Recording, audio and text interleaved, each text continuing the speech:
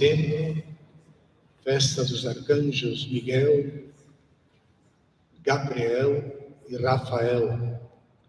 E na igreja, como eu coloquei também no nosso carpinteiro, ela recebeu essa imagem que veio no dia de hoje, mas 66 anos atrás, em 1956. Eu sei fazer a conta por causa da minha idade. 66 anos, ela veio em procissão de uma família e veio até aqui na igreja. E hoje, então, nós vamos rezar o terceiro dia do tríduo, vamos rezar em honra desses três arcanjos, vamos meditar a palavra de Deus, como Deus vai se manifestando na história do povo de Israel, em Jesus, no Novo Testamento, e nós, na vida da igreja. Vamos iniciar essa celebração colocando a nossa confiança em Deus, que se manifesta com sua força quando nós invocamos esses nomes dos anjos. Cantemos o canto, esse da folha da missa, proclamação do Evangelho de Jesus Cristo, segundo São João. Naquele tempo, Jesus viu Natanael, que vinha para ele, e comentou: aí vem um israelita de verdade, um homem sem falsidade. Natanael perguntou: de onde me conheces? Jesus respondeu: antes que Filipe te chamasse, enquanto estavas debaixo da figueira, eu te vi. Natanael respondeu: Rabi, tu és o Filho de Deus, tu és o Rei de Israel. Jesus disse: tu crês porque te disse que te vi debaixo da figueira? Coisas maiores que estas verás. E Jesus continuou: em verdade vos digo, vereis o céu aberto e os anjos de Deus subindo e descendo sobre o Filho do Homem. Palavra da salvação.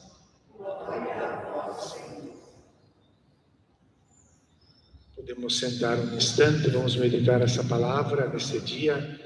Em primeiro lugar, convém sempre dizer que a palavra anjo significa mensageiro, são os mensageiros de Deus. E é fácil de imaginar que para um povo como o povo de Israel, que tinha tão sólida, tão forte, aquela fé no monoteísmo, e aquelas proibições então de fazer qualquer imagem, não podiam nem pronunciar o nome de Deus, eles teriam que mostrar as manifestações de Deus por meio de outros seres, de outras figuras, e não por manifestações do próprio Deus. E daí vem, então, também esses mensageiros de Deus. Os profetas são enviados por Deus. E o Antigo Testamento, ele é frequente em dizer que não se pode ver Deus e continuar vivo. Então, se Deus se manifestou, é por isso que Pedro, quando no barco, ele está afundando e vê Jesus que o salva, diz: ai de mim, porque reconheceu a divindade, ai de mim, que sou um pobre pecador. Então, estava terminada a vida dele, porque encontrou Deus. Então é claro que tem esses mensageiros no Antigo Testamento. Anjo significa mensageiro, aquele que vem trazer uma mensagem. E nós temos três desses bem fortes que aparecem no Antigo Testamento. Temos no profeta Daniel, fala de Miguel. Miguel é aquele quem como Deus. É uma pergunta como retórica: quem é como Deus? Quem que pode enfrentar Deus? Antíoco IV, Epífanes? Não. Que era o poderoso que perseguia aquela religião de maneira dura, né? E chamaram também aquele autor das abominações, porque ele mandou colocar uma imagem dele lá na esplanada do templo, coisa terrível, pecado, a abominação das abominações. Mas quem como Deus? Deus vai enviar então Miguel, que vai defender o seu povo. Então, Miguel é aquele que vem para defender, por isso ele é representado sempre com uma espada, com uma flecha, ele vence o mal. E é claro que esse mal nós podemos traduzir para os dias de hoje, não como um ser do demônio que está fora de nós, mas com as nossas tentações. Jesus também teve tentações e as venceu com a força de Deus que ele tinha. E a balança, porque ele vai pesar aquilo que é de Deus e aquilo que não é de Deus. Miguel aparece então lá no livro do Daniel, no capítulo 10, aparece no Apocalipse, no capítulo 12, o texto que nós vimos hoje. Miguel vem para lutar e para defender o seu povo agora da perseguição do Império Romano, mas é uma manifestação da força de Deus que vem para salvar esse povo. E é claro, aí a serpente, o dragão, tudo isso lembra uma personificação do demônio, do diabo, Satanás, sedutor do mundo, como diz o livro do Apocalipse. Mas agora realizou-se a salvação, porque Deus, ele deu o poder a seu Cristo. Então, ele foi vencido, o mal foi vencido pelo Cordeiro. É Cristo que vence o mal. É por isso que nós vamos ver também, nessa passagem do Evangelho, em primeiro lugar, o Evangelho aqui fala desta visão, os anjos subindo e descendo, é a visão de Jacó, no capítulo 28 do Gênesis, que vê aquela árvore, os anjos subindo e descendo lá do céu. Mas aqui é aplicado ao próprio Jesus. Ele vai dizer, vereis coisas maiores, diz para Natanael, vereis coisas muito maiores, o céu aberto. Então, a comunicação de Deus com a humanidade. O céu aberto, porque Deus fala, Deus continua falando. E os anjos subindo e descendo sobre o Filho do Homem. Filho do Homem sobre Jesus. Os anjos subindo e descendo, eles trazem a força de Deus, sobem e descem para Deus. É Jesus o vencedor do mal, da morte. Então, Natanael recebe esta profecia de Jesus.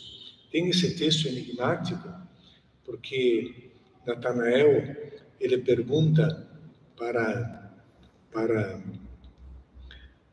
Filipe, que, olha, vimos aquele de que falam as leis e os profetas. É Jesus de Nazaré? De Nazaré? Pode ter alguma coisa boa lá? E então, quando o Evangelho de hoje, esse texto que segue isso, Jesus diz, aí vem um verdadeiro israelita, um homem sem falsidade. Ele é verdadeiro porque, então aqui a gente pode estudar esse texto, ver as relações, e naquilo que ele diz, de onde me conheces? Antes que Filipe te chamasse, enquanto estavas debaixo da figueira, essa figura enigmática, o que é essa figueira debaixo da figueira? O que representa? Então, a figueira é um símbolo do Antigo Testamento para o povo de Israel. E estar sentado debaixo da figueira significa estar estudando a lei de Deus, o livro da aliança, dos mandamentos de Deus.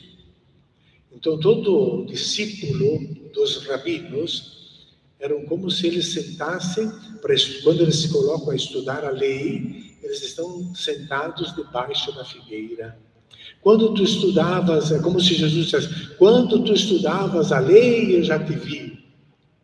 E se ele estuda a lei, ele sabe que as Escrituras anunciam que Jesus vem de Belém, na Judeia, e não de Nazaré, da Galileia, que é uma cidade desprezada, um povo misturado de pagãos, impuros, considerados pelos judeus. É claro que ele dizia, pode vir alguma coisa boa de lá? Ele sabe que vem de Belém. Mas quando Jesus diz isso, Jesus, eu te vi debaixo da figueira, aí ele reconhece que de fato o Messias, que as Escrituras prometem, é Jesus, que ele é o Messias e Rei de Israel, esse Messias. E por isso Jesus disse que ele vai ver os anjos subindo e descendo, que é a vitória de Cristo sobre o mal e a morte. Então nós podemos invocar sempre esses três santos. O Papa Francisco, ele diz, Miguel é aquele que representa a força na luta contra o mal. É por isso que eu coloquei também na nossa folha da oração aquele exorcismo de Leão XIII, que a gente pode rezar todos os dias. Assim também quando a gente reza o Santo Anjo, a gente está invocando a presença de Deus que nos protege, nos defende contra o pecado, a tentação. Sozinhos nós não vencemos. As tentações, Jesus venceu. Jesus venceu as tentações, ele estava sempre em comunhão com Deus, sempre em oração. E lá no Monte das Oliveiras, aquela vez, ele estava suando, agonizando em oração. E Pai, afasta de mim esse caso, mas seja feita a vossa vontade. A vontade de dar no pé, de não assumir, de salvar sua pele, tentações fortes. Mas Jesus venceu. Seja feita a vossa vontade. E Jesus vence, mas as tentações para nós, sozinhos, sucumbimos. Até o vício, por exemplo, o vício do álcool, é terrivelmente difícil. Quem participa de um grupo de apoio, como Alcoólicos Anônimos, vence. Vem a força que vem do grupo, que vem do apoio, que vem de Deus, mas a pessoa que quer ser o super-herói de enfrentar sozinho, é muito difícil, é muito difícil.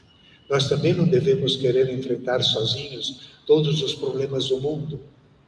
Vamos enfrentar com os outros, com a comunidade e com Deus, invocar a presença de Deus na nossa vida.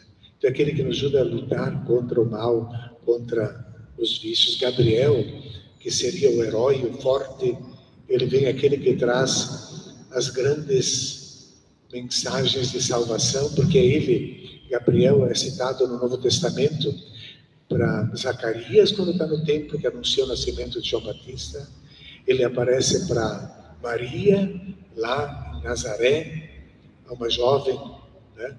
Apareceu o anjo Gabriel, aparece lá para ela, e aparece também para São José. Ele aparece aqui também na nossa igreja, nessas pinturas aqui.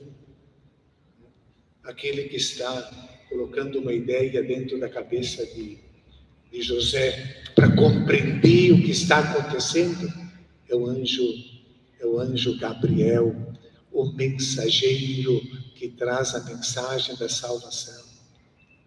E nós temos Rafael, que é aquele que protege Tobias naquela grande viagem que ele vai e volta, e tem alguém que o acompanha, e é o anjo Rafael, que acompanha lá no livro de Tobias, a gente encontra, são 3, né? E Miguel é chamado, na carta de Judas, que é uma página, uma carta de uma página, ele é citado como arcanjo, o arcanjo Miguel, que veio lutar contra Satanás na disputa do corpo de Moisés. Satanás queria levar para ele, e veio então o arcanjo Miguel.